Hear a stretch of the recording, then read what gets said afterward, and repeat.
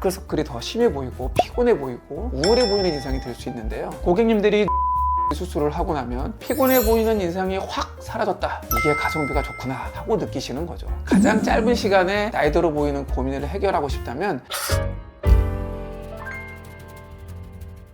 안녕하세요, 크리스탈 정원장입니다. 동안 얼굴을 위한 여러 수술이나 시술들 인터넷에 검색해 보시면 너무 많아서 어디서부터 시작해야 될지 고민되시죠? 저 역시 제 지인들이나 환자분들을 만나면 동안을 위해서 수술이든 시술이든 뭔가를 하고 싶은데 하나만 한다면 뭘 추천하세요? 라는 질문을 많이 듣습니다. 뭔가 하긴 해야 될 것 같은데 그렇다고 너무 과한 건 부담스럽고 이왕이면 효과가 딱 보이면서도 티가 많이 나지 않는 비용도 합리적인 수술을 찾으시는 것 같습니다. 혹시 여러분도 비슷한 고민 중이신가요? 그렇다면 오늘은 가성비 좋은 동안 수술 한 가지만 꼽아달라고 했을 때 제가 추천하는 수술에 대해 알려드리려고 합니다. 만약 지금 얼굴이 나이 든 것 같아서 뭐라도 좀 해서 젊어 보이는 효과를 얻고 싶은 분들은 오늘 영상 집중해주세요.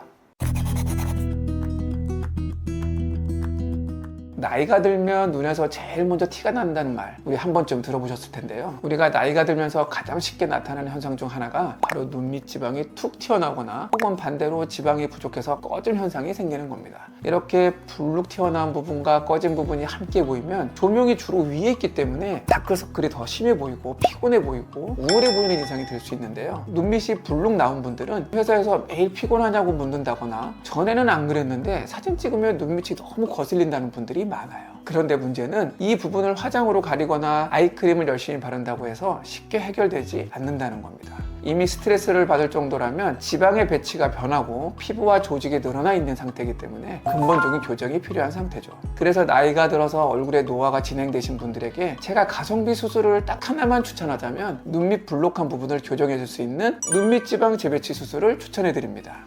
눈밑 지방 재배치에 대해서 생소하신 분들이 있는데요. 이름 그대로 눈 밑에 있는 지방을 재배치해주는 수술이에요. 나이가 들면서 눈밑 지방이 앞으로 밀려 나오거나 혹은 지방이 빠지면서 꺼지는 부분이 생기는데 이 둘을 적절히 조정해줘서 지방이 많아서 밀려 나온 부분은 덜어주고 꺼진 부분은 채워주는 수술이라고 보시면 됩니다. 예전에는 단순히 눈밑 지방을 제거만 한다거나 처진 피부를 잘라낸다고만 생각하시는 분들이 많은데 실제로는 불룩한 부위를 줄이고 꺼진 부위를 채우면서 전체적으로 눈밑 곡선을 매끈하게 만드는 게 핵심입니다. 그래서 TV에 나오는 연예인들 중에 40대만 되어도 이 수술을 많이 받으시고 실제로 받았다고 고백한 연예인들도 꽤 많습니다. 수술 방법에 대해 조금 더 설명드리자면 눈밑 지방 재배치는 크게 두 가지 접근법이 있는데요. 결막을 통한 내부 접근법과 눈밑 피부를 직접 절개하는 외부 접근법이 대표적인데 어떤 방식을 택할지는 눈밑 상태와 피부 탄력도 그리고 주름의 정도의 등에 따라서 달라집니다. 결막을 통한 내부 접근법은 주로 눈밑 지방만 불룩하게 나온 경우에 적용해서 하는 방법인데 겉에가 흉터가 보이지 않는 장점이 있는 반면에 눈밑 피부가 많이 늘어져 있는 경우라면 겉으로 절개를 해서 늘어진 조직을 일부 정리하고 지방을 재배치하거나 필요하면 지방을 좀 보충하는 방식으로 수술을 진행하고 있습니다.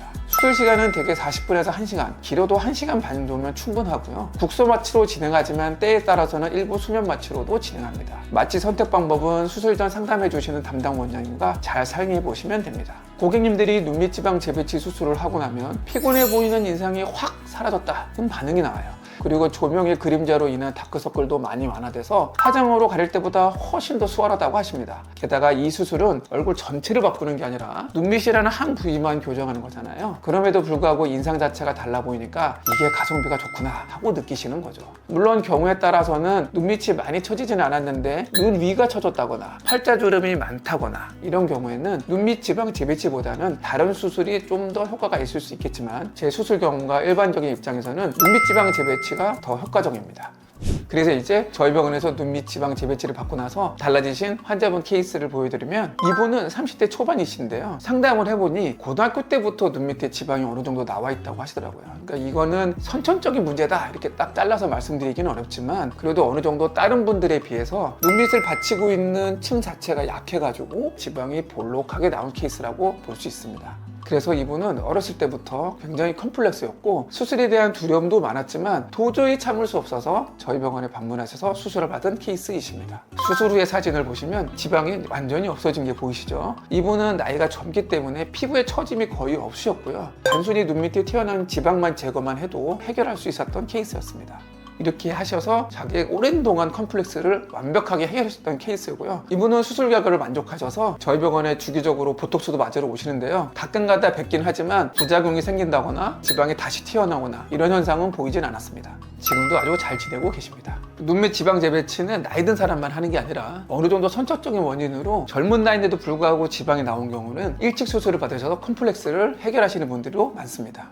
이제 눈밑 지방 재배치의 주의사항에 대해서 간단하게 설명을 드리면, 눈밑 지방 재배치 수술 뒤에는 멍이나 붓기가 어느 정도 생길 수 있고요. 대개 일주일 전후로 식밥 제거를 하게 되는데 이후에도 2, 3주는 지나야 조금 더 자연스러운 결과를 보실 수 있습니다. 그리고 회복 기간 동안에는 눈에 무리가 가는 활동을, 예를 들어서 장시간 동안 스마트폰을 본다거나 무거운 물건을 들어올려서 안압을 높이는 일은 조금 자제해 주시는 게 좋습니다. 이렇게 눈밑 지방 재배치를 받으신 분들은 얼굴이 피곤해 보이는 게 싫어서 그동안 레이저 수술이나 아이크림에 돈을 많이 썼는데 생각보다 효과가 없었다고 하시거든요. 그런데 정작 이 수술을 받고 나서 한 방에 해결됐다고 만족감을 표현하시는 경우가 많습니다. 물론 모든 수술이 그렇듯 눈밑 주름이나 탄력이 많이 떨어진 경우엔 추가적인 리프팅 시술이나 거상술이 필요할 수도 있지만, 일반적으로는 지방 재배치만으로도 충분히 좋은 효과를 얻으시는 분들도 많으니까 가장 짧은 시간에 나이 들어 보이는 고민을 해결하고 싶다면 눈밑 지방 재배치를 고려해 보시기 바랍니다.